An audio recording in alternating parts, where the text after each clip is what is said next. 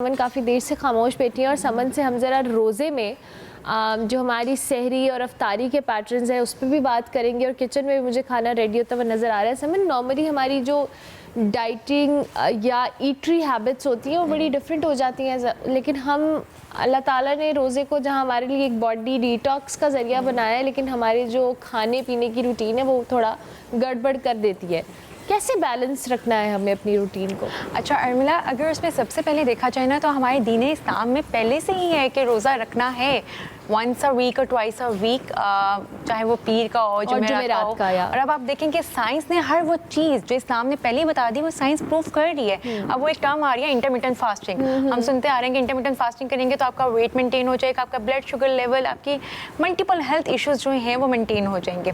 मेरे पास Urmila, to be very honest, patients आते हैं जो कहते हैं कि रमज़ान का महीना आने नहीं दें, हम वेट कम कर लेंगे या डाइटरी हैबिट्स को कर लेंगे। पूरा थ्रू आउट ईयर वो खाते हैं और बाहर से डाइन आउट कर रहे होते हैं। सो रमज़ान का महीना ये नहीं है कि सिर्फ हमने खाना और ये सब कुछ है, डिफरेंट आपके और भी चीज़ें, इबादत और इन सबको करना है।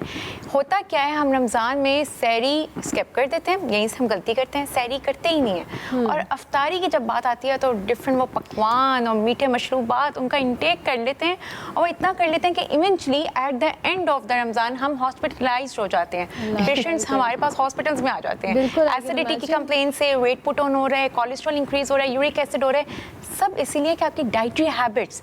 सो खाना सब कुछ है, सहरी ज़रूर करनी है लेकिन एक मॉडरेट। और इवन अक्सर हम सुनते हैं कि वो पराठा लोगों को बहुत पसंद होता है। मुझे एज अ न्यूट्रिशनिस्ट पराठा बहुत पसंद है। वो तो बहुत पसंद है, सहरी में पराठा चाहिए मुझे।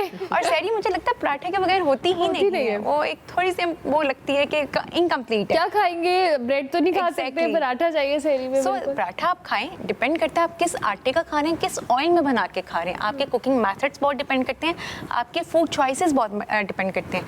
पराठा आप लें, देसी घी आपका बहुत हेल्दी है, आप 1 टेबलस्पून देसी घी में करके एक नॉर्मल जो 80 ग्राम का पेड़ा होता है उसमें आप खाएं पराठा, और साथ दही है या ग्रेवी है, ऑमलेट है, it's totally up to you. हम गलती करते हैं कि सहरी में नमकीन चीनी वाले जो लस्सी पी रहे हैं, जिसकी वजह से थ्रू आउट हम पूरा दिन थोड़ा डिहाइड्रेट रहते हैं। सो नॉर्मल पानी पी सकते हैं, दही का इस्तेमाल कर सकते हैं और दही की लस्सी का इस्तेमाल कर सकते हैं। अब बात आती है अफ्तारी की।